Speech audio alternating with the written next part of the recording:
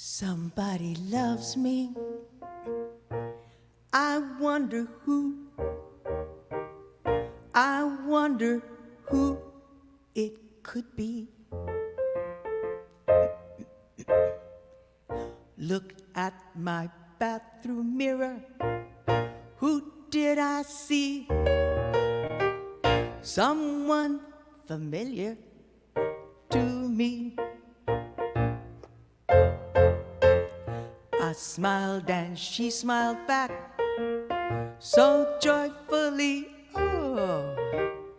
And then I knew she was me.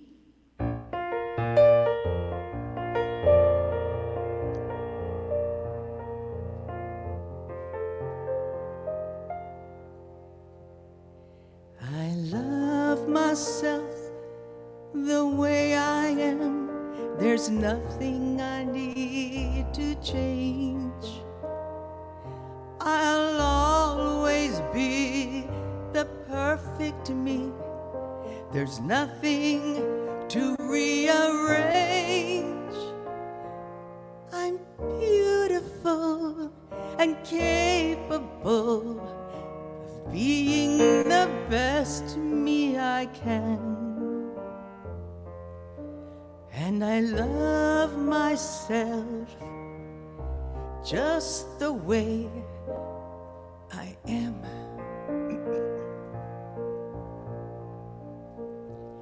I love myself, yes. I love you more the way you are. There's nothing you need to do. When I feel the love inside myself, it's easy to love you. Behind your fears, your rage and tears, I see your shining star. And I love you all, just the way you are. Ooh, because we're beautiful and capable of being the best that we can.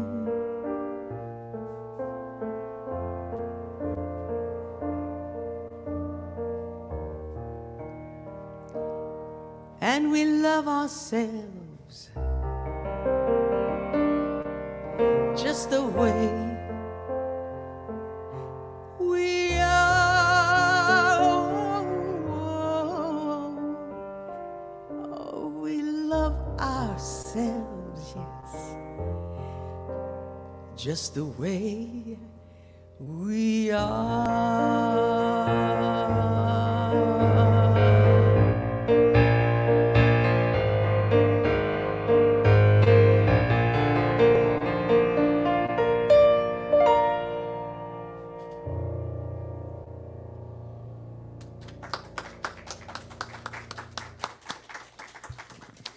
That's such a great song. Thank you. With a little medley in between. We don't sing that song nearly often enough. No, we don't. It's been And so forever. I thought love everybody that. knew the words, and they did because they were going, I agree. Yes, awesome. Thank you so Ladies, much. Yeah, and we just now, Reverend Jerry, give us what you got. Thank you so much. I'm going to do it. Yes. Thank you, Sylvia, very much. So we're talking, so good morning, good afternoon once again, and welcome. Great to see you all this morning. So we're talking today about this here, this thing, this container, this vehicle that brought us into this very room, into your living room or dining room, wherever you are, and that we don't talk about so much, but talking about our physical bodies, our our container of spirit and of wisdom and of joy and of love and of wonder and all of those fabulous things. So I'm glad you're with me today. Jesus said, you might remember I think it was the Sermon on the Mount, and he was asked the greatest commandment, and he said, love the Lord your God with all your heart, soul, and mind. And the second part is equally as important, to love your neighbor as yourself. I don't know about you, but I have less of a problem loving my neighbor than sometimes I do myself. Because, well, that thing that happened yesterday that I just wish I would have done or wouldn't have done, and especially in the mirror, because when we get to a certain age, or there are the opportunities to judge the color changes, the tightness changes, the extra poundage, all of those things that we might look at and judge as less than wonderful. And so the opportunity for us, because I don't like the word challenge, the opportunity for us is to recognize the truth of our being, that we are whole, complete, and perfect, and the essence, expression, and experience of spirit, period, right? Just in this moment. So we're going to talk about that this morning. These bodies are pretty amazing. We can do stuff. We can do small stuff, and sometimes we can do big stuff. You hear stories of people that there's a auto or a car situation or a truck situation, and somebody sees it and they go and move the vehicle off the body or whatever it is, or whatever.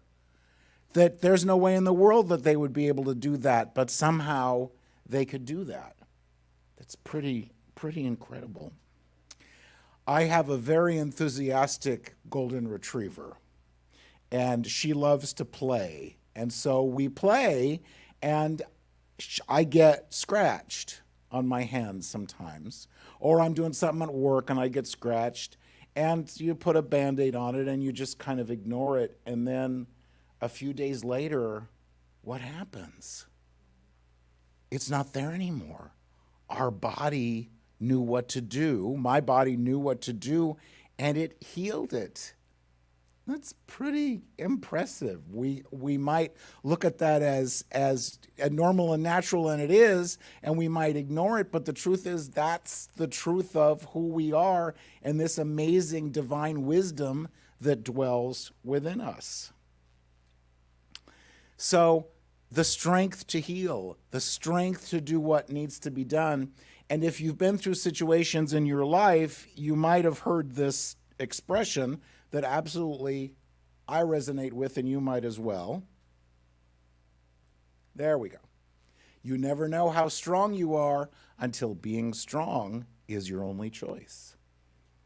And sometimes in life we are called on to be strong, to dwell, to reach out and draw on that wisdom, that knowledge, that power that dwells within us, and we're able to do that.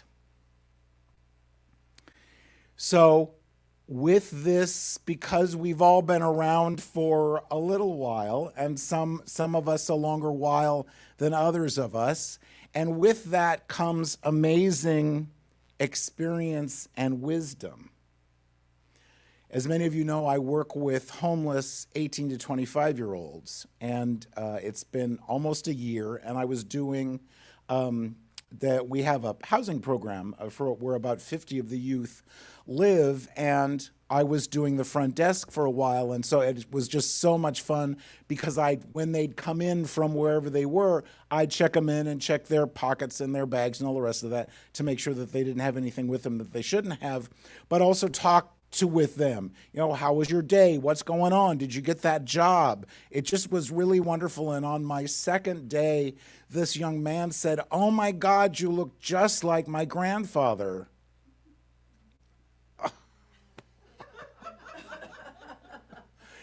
And I texted the CEO, who is also a dear friend, and I said, "Okay, that's it. I'm out of here. I'm going home." And we laughed about it. When we look at ourselves, do we see the wisdom, the experience, the ridiculously wonderful blessings that we have experienced in our lives? Or do we dwell more on, oh God, or oh God, or what, or oh God, or whatever the case might be? Do we recognize this body is God in expression? Do we allow ourselves to recognize that? Now there are things we can do, and if you've seen a few pictures of me, you might have noticed that back in the day, there was a whole lot less gray and a whole lot more of a darker color. And several months ago, I quit doing that. And if you do that, I honor and celebrate you, and you are absolutely more than welcome to do that, and there is no judgment for that. And if you don't, I honor and celebrate you as well, because whatever works for you is absolutely, absolutely fine. There is no judgment here whatsoever. So we color, we nip, we tuck, we lift, we separate, we do all of those things. And if that makes us feel better about ourselves, that's absolutely fine. The truth being, we are already the beloved. We are already just fine and just wonderful. When we look at ourselves, we've come from the family with, some hereditary things. The Troyer men tend to have larger ears, and so I can hear almost anything with ears this size. And we look at our ears or our nose or our whatever physical attribute that maybe we're not that wild about. And we can choose to do something about it if we want to, or we can recognize that we are already perfect.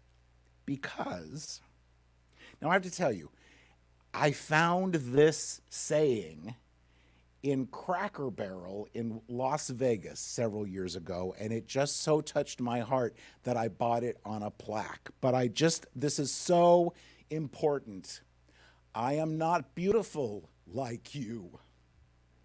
I am beautiful like me.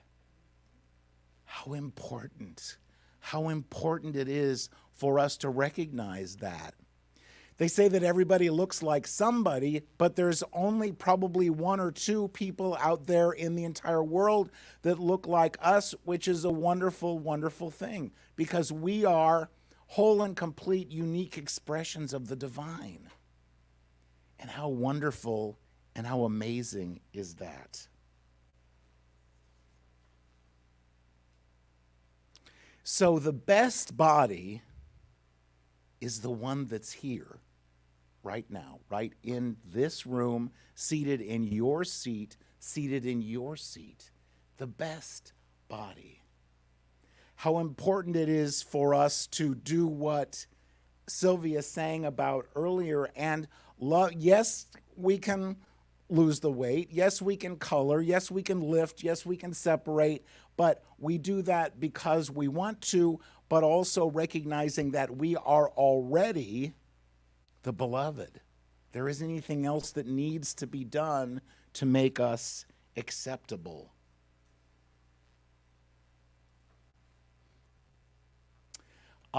So think of these I am statements.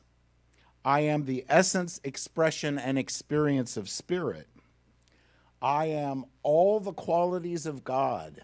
So we learn, in my teaching, we learned the top 7: light, life, love, peace, power, beauty, and joy. But we could be here all day and into the night thinking of the qualities, the attributes of spirit, and that's the truth of who we are as well. And this is the vehicle or the container that houses them. But this is not who we are. We are God in expression. Course in Miracles says, you are host to God. How cool is that? Because we know there's no out there. There's no place to go to find this loving, nurturing presence. It dwells within each of us. So I am host to God, which means you are host to God. I am not my clothing size, my weight, my bank balance, my education level, my blood pressure or cholesterol reading, or my age. That says something about us, but that's not who we are.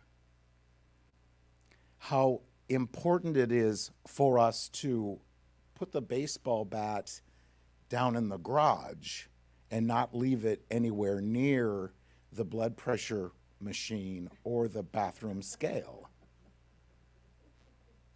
And if you have not issues, not challenges, if you have opportunities with those kinds of numbers, I so invite us to love ourselves the way we are as we're working to make adjustments as we need to, but without beating ourselves up. What judgment do we attach to those numbers that we're really not? How much time do we spend beating ourselves up over them? Do we postpone our joy and our acceptance of ourselves until? They call that, you might have heard the expression, destination anxiety.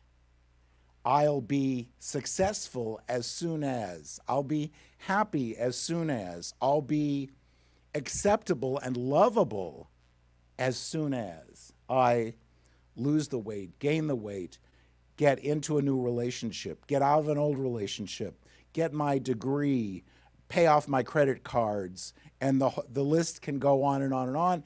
And the problem is, until we do, we're not acceptable to ourselves.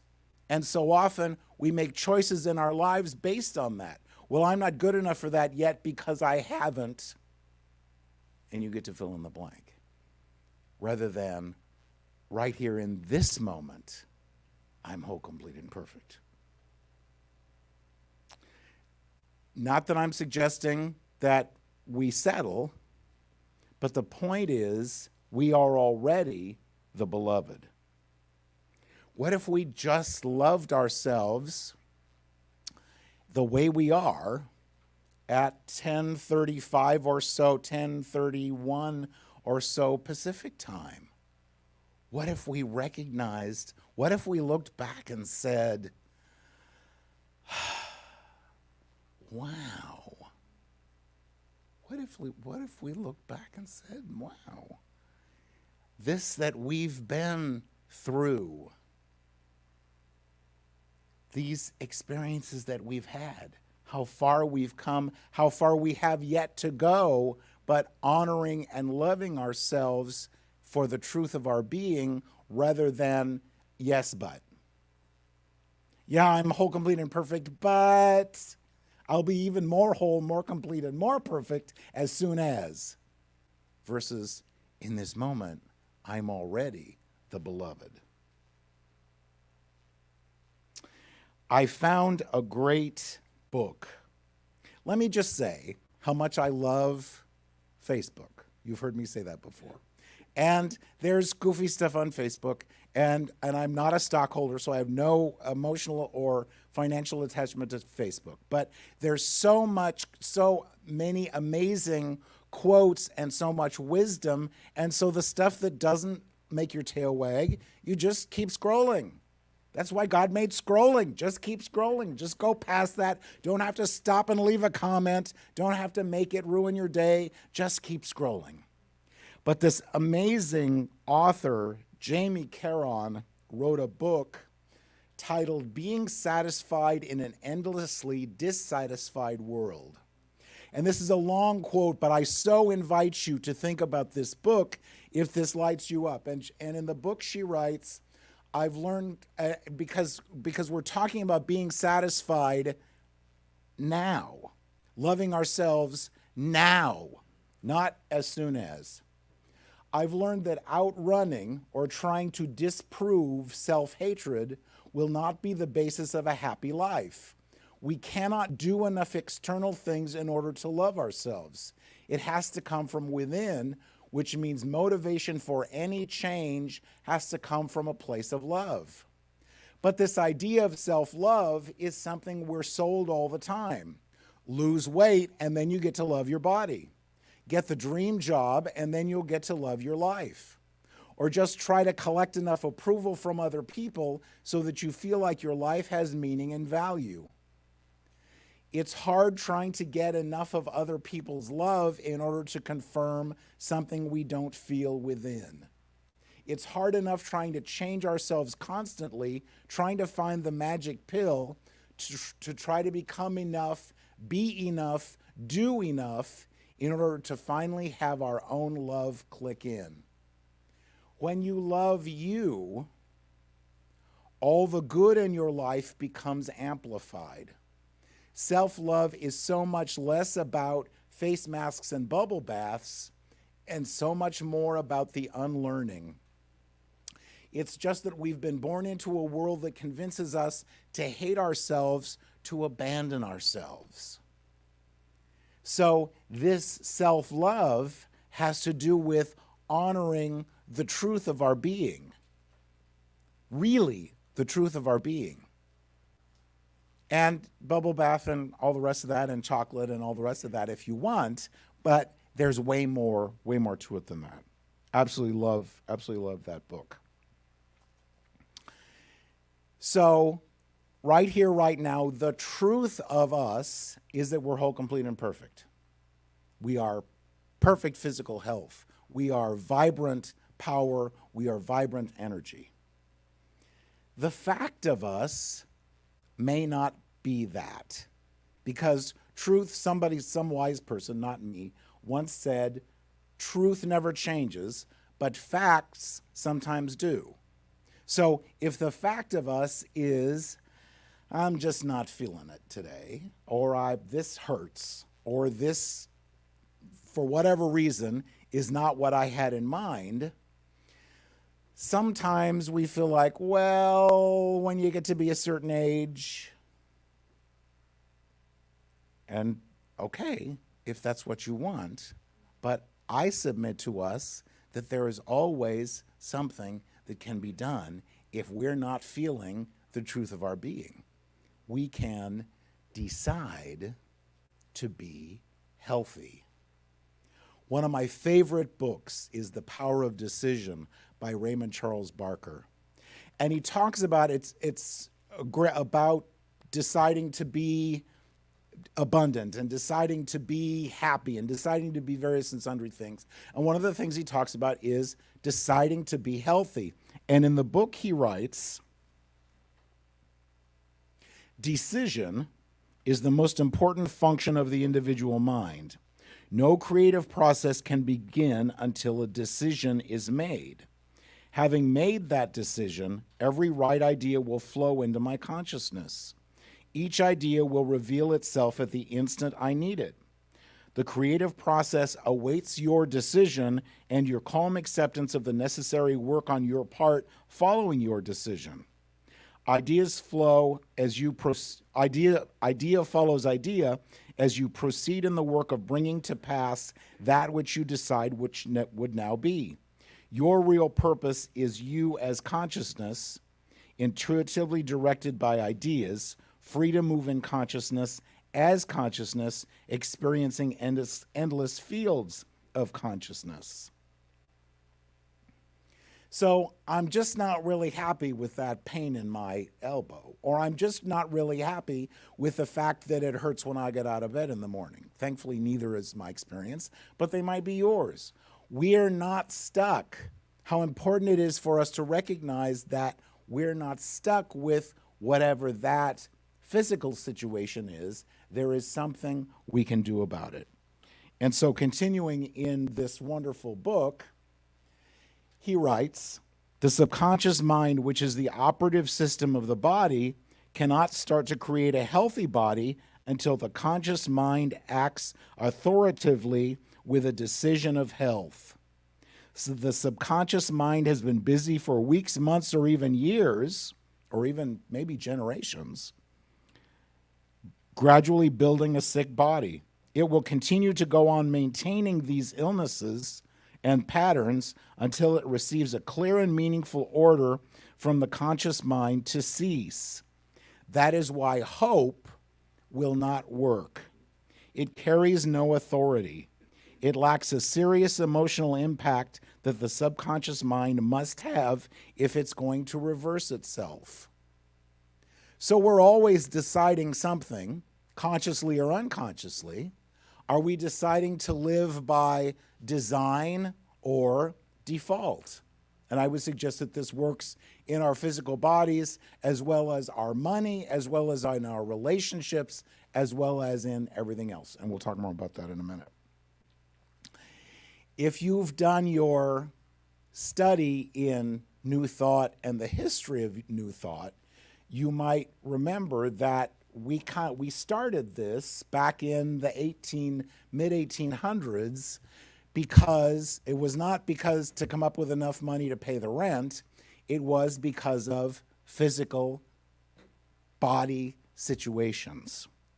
And in the book, Raymond Charles Barker talks about Nona Brooks, who is one of the founders of divine science. And she was living about 30 miles outside of Denver in the mid-1800s, and a woman had fallen and broken her leg. Well, in about 1860, you didn't call for an ambulance, you didn't call 911, you went and found a horse and a cart, except that there wasn't one close by. And so Nona Brooks did her spiritual mind treatment and watched the leg reset itself. Wow. Because that's what happens. That's what happens when we do our affirmative prayer, our spiritual mind treatment. And that was the starting. And you might remember there was Nona Brooks, and there was Phineas Quimby, and there was Emma Curtis Hopkins, and there will be a test after service this morning, just so you know. But all of these founders of New Thought, that's how it started, was the necessity to heal physical situations. But I can call and get a pill, or I can call and make an appointment, and any of those in 2022 are absolutely fine because we are in a situation and have come to a point where we can go and get that assistance. But how important it is for us to remember that the power that Nona Brooks used in 1860 is the same power that we have available to us in 2022, because nothing's changed. So if there is a physical situation that we're not happy with, we can use this one power to change it. So I have a couple of more quotes for you. And I found this, and I don't know who said it, not me to start with. Your body always responds to your belief about it. What do we say about ourselves? What do we say about the number of times that we've orbited around the sun? Well, you know, when you get to be a certain age.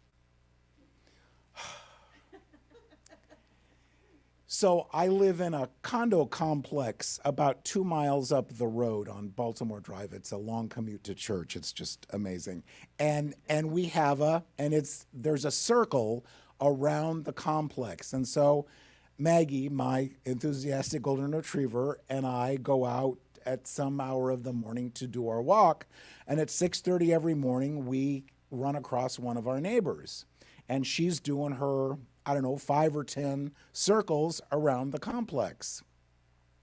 So we were talking about this and that and the other thing, and she commented that she was 83 years old. How cool is that?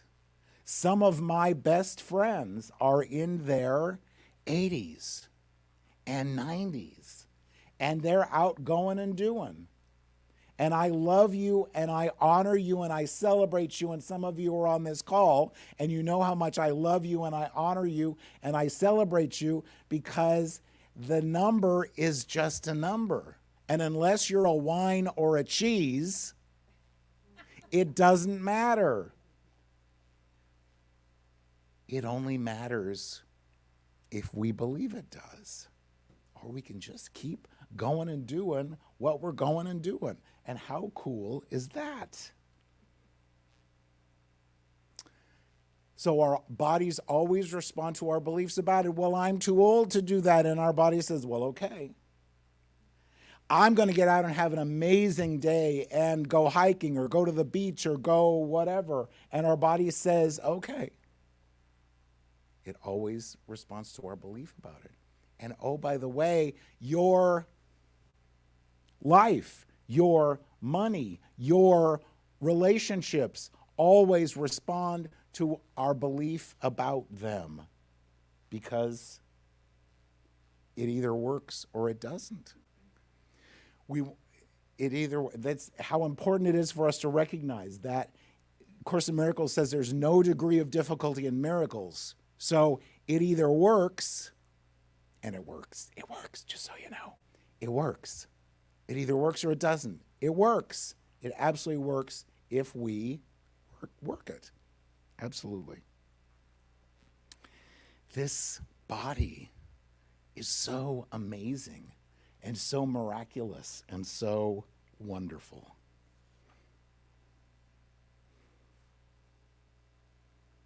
So what do we say about it? Well, you know, what do we say about it? Is it good God, morning, or good morning, God? And if there's pain when we get out of bed in the morning, is there something we can do about it? And what are we posting about ourselves on Facebook? I'm seeing some of my friends post these about, and I'm like, oh, come on now. Your body is listening. Your money is listening. Your life is listening. What do we say about it? Interesting question. What do I say about it? So I love this quote by Ernest Holmes, and I couldn't find which writing it was in, but he wrote, "The body is the house in which, for the present, you are living, and you need to keep it in good repair by a right mental attitude toward it, toward experiences, and toward people.